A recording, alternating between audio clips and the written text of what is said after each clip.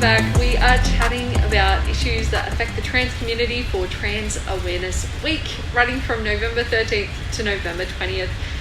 We've talked a little bit about, we've done a 101 on transgender identities. We've talked about misgendering, pronouns and non-binary identities, as well as attitudes and myths.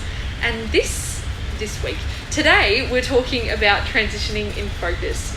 We're going to be talking about what transitioning is, what it can look like, as well as the health risks and benefits of transitioning. And also just the importance of being yourself and how hard that can be at times, but how rewarding it can be too. So let's kick it off with our names and pronouns. So my name's Danica and I use she, her pronouns. My name's Taylor and I use she, her pronouns.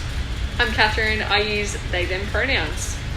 And I'm a city boy, born and raised in South Detroit. I'm Danni, France, he, him. I love it. That's brilliant. Alrighty, so first of all, there are a few things you can change when you transition. As we mentioned earlier, transitioning is the journey. It's not the gender. So a lot of people will put on forms when you ask gender, trans woman, trans man, man, woman. No, they're just a woman or a man. The trans part is just a journey that they took to get there. For them, their journey is unique because they weren't born being expected to be that gender. So they've had to go through, or they might not have been born with a body that gender is typically associated with. So they might have had to go through different processes. So transitioning is all about that shift. So to get to your ideal self, not just like what people think you should be, but actually what makes sense to you, which means that journey can look very different for different people as well. So loosely, what are some of the things that you know that trans people might actually transition or change about themselves when they're finding themselves? Well, I've actually noticed recently with maybe celebrities who are trans, it's like they, like Catherine said, they don't use the I'm a trans woman or trans man. It's I am a woman with trans experience, or I'm a man of trans experience. Yeah. Which I love personally. 100%. Yeah. So we've kind of mentioned this in previous videos. So again, this is your transition journey is whatever you want it to look like. So that could mean you get top or bottom surgeries, or you get neither of those. Or it could be simply as changing your hairstyle, like small things like that, whether that be going on hormones and things like that. Yeah. There's a number of different things that can be involved in someone's transition journey. Totally. I think, so roughly you've got transitioning sex, which, as Danica mentioned, you've got things like breast augmentation surgery, so either removing your breast, reducing your breasts, or enlarging them. You've got hormone replacement therapies, which basically change your dominant hormone so that your body starts to change and go through what is known as a second puberty, so that you then have more of the features. You won't have necessarily all of the features, but more of the features of the other sex. You've also got bottom surgery, so correcting your genitals to match how you feel. And that's sort of the things that change your sex characteristics. You've also got transitioning gender identity and gender expression. Gender expression is a big one. Like even cisgender people go through these sorts of transitions from time to time, particularly if they want to appear more masculine or appear more feminine, even if they are cisgender. I can probably, Tay, you can probably speak to this a little bit. Yeah, like when I was younger, I went through the same, I'm not going to say phase, it's not a phase. Experience where I had short hair and I'm like, oh, look, I'll try something different, go back into doing something more feminine, but still dressing a bit more masculine. But then I went into dressing a little bit more feminine, but not wearing dresses because who has time for dresses? And then I'm like, yeah, look, it's not for me. I like the short hair look, even though I look like a bloke. But if people want to judge me for that, they can. Totally. Yeah, I can definitely resonate with that. I've gone from sort of being hyper feminine to being hyper masculine to settling somewhere in between and finding that comfortable space where I feel myself. It's not always easy, and it can be lots of different things, from, you know, shoes, clothes, hair, the way you walk, the way you talk, the tone of voice you use, the intonation you use in everyday life, your body language, even the way you dance can be like more masculine or more feminine or in between. There's lots of little things that you can do to change the way that you present to the world, to make yourself feel more comfortable. It should always be about that, not about what makes other people more comfortable, about what makes you more comfortable on the inside. And the last one, and this isn't talked about very much, is transitioning your gender identity.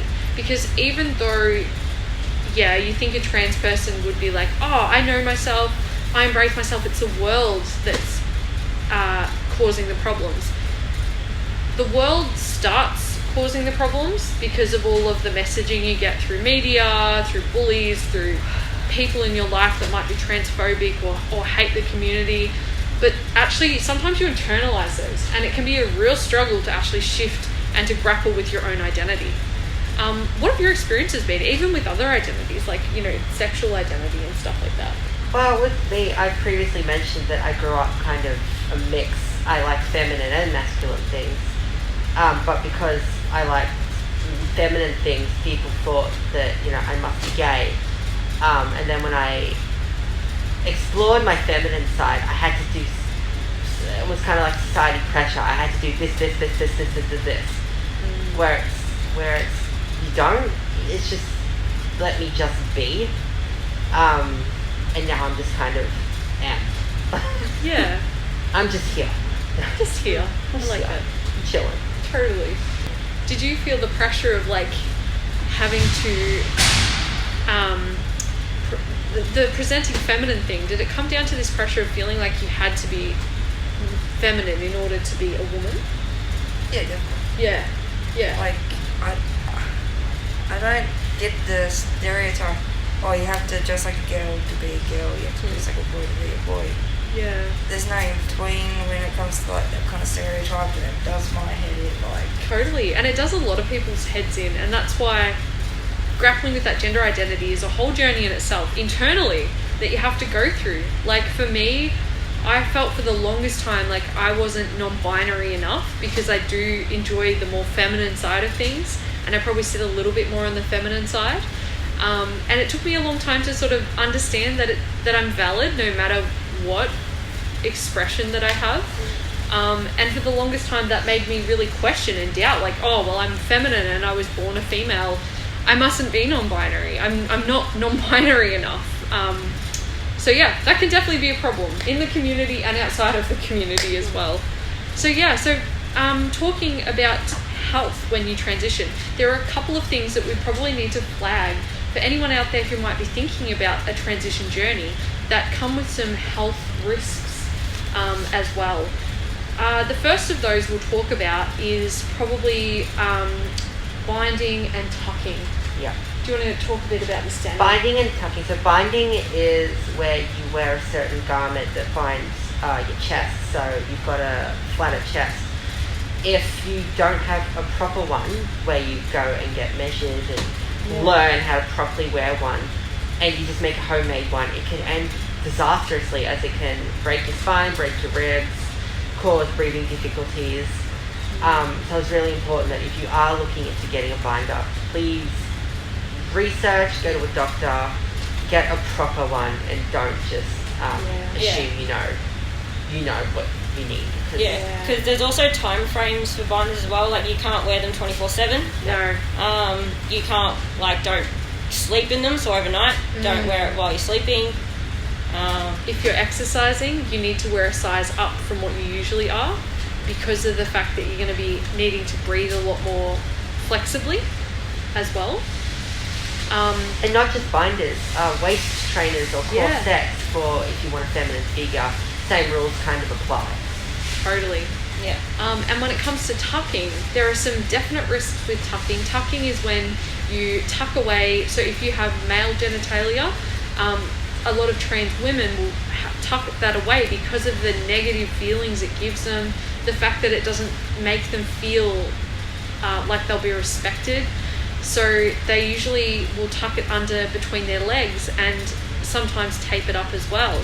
But that can come with pretty big risks in terms of you can cut off blood supply to your parts. You can cause what's called torsion, which is where the blood supply is cut off, and it can cause nerve damage, or it can even lead to parts of it not working correctly as well. And if you use the wrong tapes, you can cause skin damage, which can lead to infections. So it's really important to look up and research these things before doing them, and talk to a medical professional where you're able to as well, to make sure that you can do it safely. Same with any type of surgery that you're looking into. Make sure you research, go to a medical professional, and don't assume that you can just do it yourself. Totally. And even though it can be scary going to medical professionals, if you're not sure if they'll discriminate, there are places that you can be sure they won't. There's Thorn Harbour Health in Melbourne. There's also the Monash Gender Clinic, as well as, what's the other one? Monash Gender Clinic, as well as the Royal Children's Hospital if you're under 25, I believe. Yep. That you can go to get professional advice, where they actually have teams of people all dedicated to trans health, and you won't be discriminated against. It can be a little expensive for some types of surgery. There's usually a gap payment that Medicare won't cover. But if you get in and you talk to those professionals, they can help set you up to get on private health insurance that is affordable, so that they can then pay that gap payment, and then it will essentially be a free surgery. But talk to those professionals and explore your options. Don't be tempted to go and do things back alley, or go to Thailand and get the surgeries by people that you don't know if they're qualified. There are just some absolute horror stories that people talk about that have happened to them, which can just be devastating. Like the last thing you need is a trans person already struggling with all of those poorer health outcomes, is to be dealing with a botched surgery procedure. That could absolutely be crushing. So do your research, see the medical professionals is our recommendation. Alright, and as always, there are some really simple and easy things that you can do to make trans people's lives easier. Wear the rainbow is the easiest way you can do it. A lanyard, a badge, a brooch, colourful socks, whatever it is, little ways that you can make the LGBT plus community and trans people feel welcome. You can just do in your everyday life. And again, if you are struggling with mental health or any of those issues, make sure you call Lifeline on 131114 or LGBT Switchboard, otherwise known as Q-Life, on 1-800-184-527. They are an LGBT peer counselling service run by and for LGBT plus people.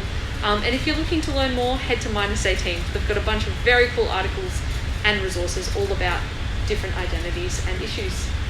All right, we'll chat to you later.